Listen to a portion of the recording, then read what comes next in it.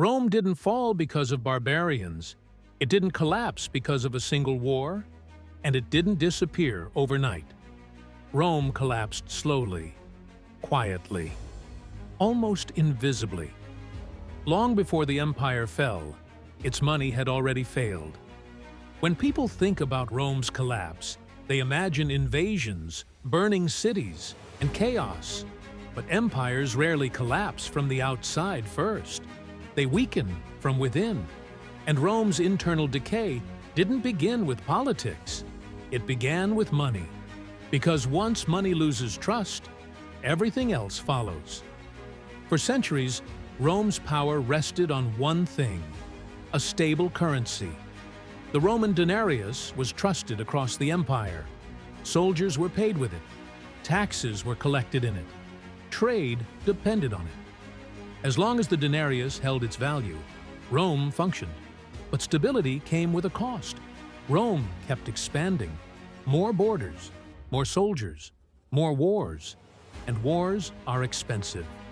Eventually, Rome faced a choice: raise taxes or change the money. Raising taxes caused unrest, so Rome chose the quieter option. They debased the currency. At first, the change was subtle. The denarius contained slightly less silver. Most people didn't notice. The coin looked the same. It weighed the same. It carried the same stamp. But over decades, the silver content collapsed from more than 90% to less than 5%. Rome never announced this. It never explained it. It simply hoped no one would notice. But they did.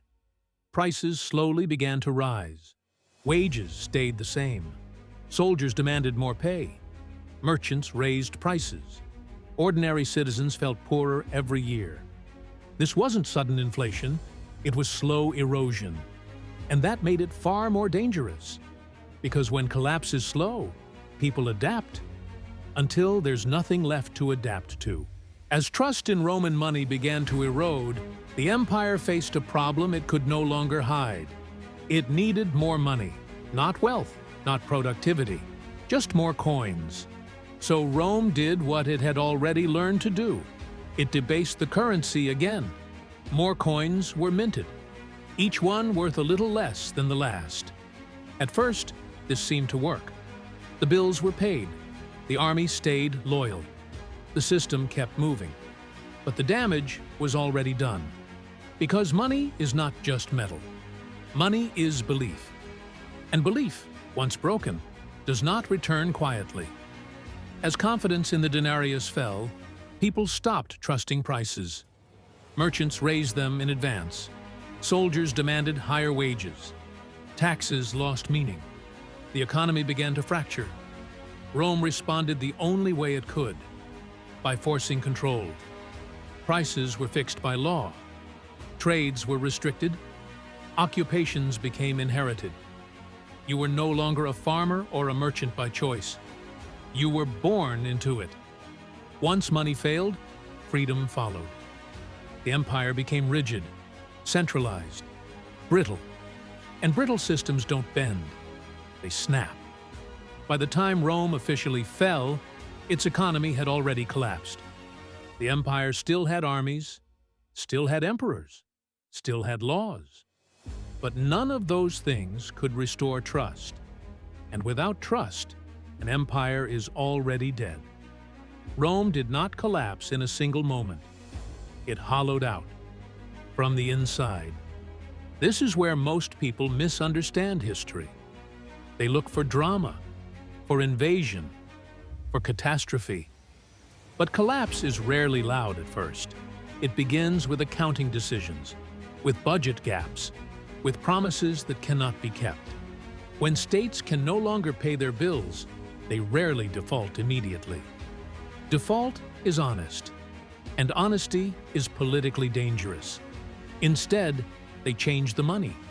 They reduce its value. They spread the cost. They delay the consequences. The public feels poorer, but cannot point to a single cause. And that confusion is the point.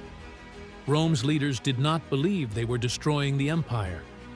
They believed They were saving it. Just one more adjustment, one more reform, one more debasement. But every fix required another, and another, until the system could no longer support itself. Rome did not fall when the last city was taken. It fell when its money stopped working. Everything that followed, the invasions, the fragmentation, the chaos, was not the cause. It was the aftermath. This is why Rome matters, not because it was ancient, but because it was familiar. Rome believed it was exceptional, that its system was permanent, that it could always manage the problem. Every empire believes this, until it can't. History does not repeat itself, but it follows patterns. And Rome left one of the clearest warnings of all. When money fails, everything built on top of it becomes fragile. Power, order, even civilization itself. Rome learned that lesson too late. The question is not whether others will repeat it. The question is whether they will recognize it in time.